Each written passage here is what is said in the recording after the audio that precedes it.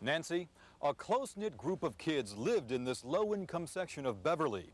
They all knew Jamie Fuller as someone who had a chip on his shoulder. As a child, Jamie was smaller than the rest. Even friends like Mark DeMule picked on him. Everybody was always constantly beating on him. And I figured by the time he hit 8th grade, once he started doing steroids, he just figured, you know, if I do this, maybe the beatings will stop now. So the boy, once considered a weakling, was eventually feared by friends and the girl he claimed to love, Amy Carnevale. He used to hit her with a closed fist and just pound her. And it would be in front of other kids. And her friends knew about it, and I only wish they had come to me and told me. Amy's mom, Cynthia Gill, says by the time she learned of the abuse, it was too late. This is her scrapbook. For 2 years, the couple was inseparable. Jamie, an only child, was raised by his mother, Celeste Fuller, a self-proclaimed alcoholic and drug abuser, who some say neglected her son. So Jamie turned to Amy for support, but according to Mark, they began having problems. He loved her, but he didn't want to go out with her no more. But he didn't want nobody else to have her either. Mark says Jamie felt the only way to make sure no one else went out with Amy was to kill her. He talked about murdering her for more than a year. Everybody knew about it, and no one did anything. But it was like nobody believed him. On August 23, 1991, Jamie decided to make good on his threat to kill Amy. Mark arrived at Jamie's house and found him upset because Amy had been out with a girlfriend and 2 other boys. He didn't like it, so he said, you know, I'm gonna kill her. And I said, Jamie, don't even talk like that, because you don't have the balls to do something like that, because you like her too much. And he just laughed about it and said, you'll see. The last time I saw her, I asked her what she was up to, and she said she was going over Jamie's to cut his hair. And I asked her if she needed anything, and she said no, and I gave her a hug and a kiss, and I said, I love you. And that's it. We'll be able to see the pier. Detective John Bianchi of the Beverly Police. He had her come to the house to give her a haircut and made like everything was fine, knowing all along that he was going to take her into the woods and kill her.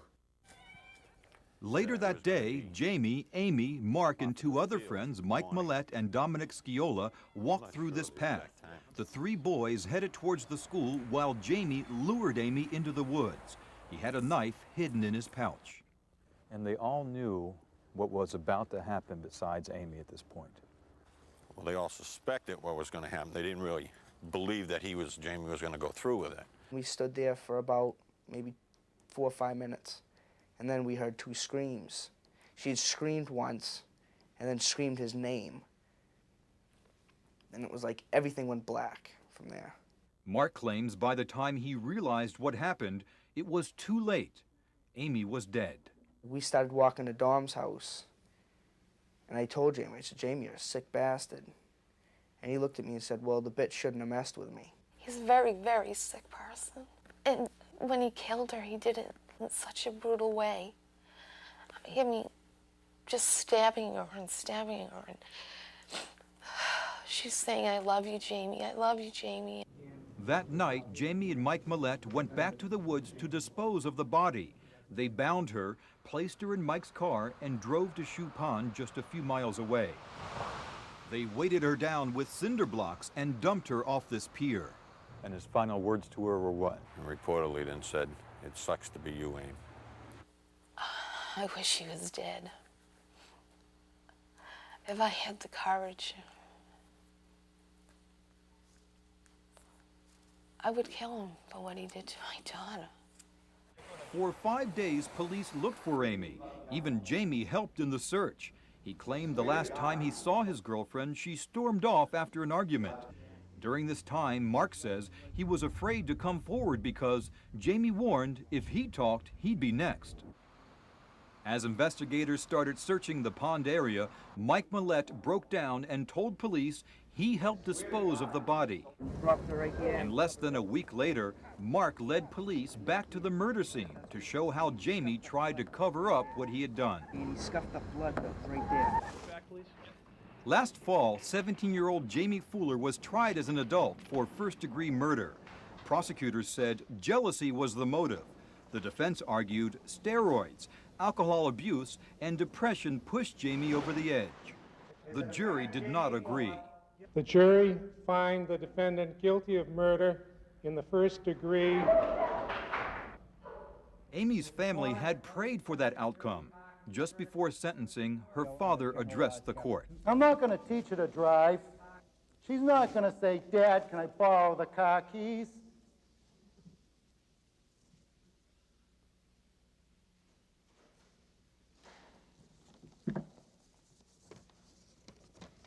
I'll never dance with my little girl.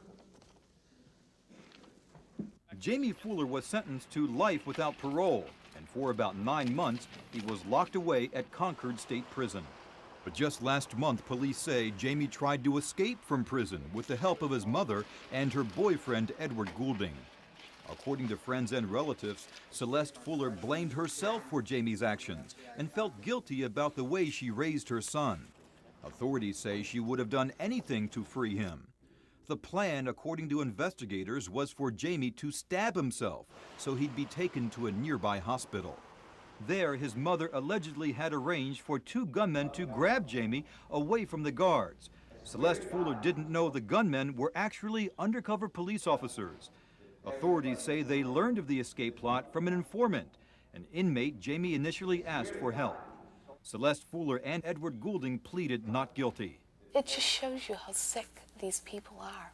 They were willing to go to any length. They would have killed guards to get Jamie out. Jamie has since been moved to the Walpole Maximum Security Prison.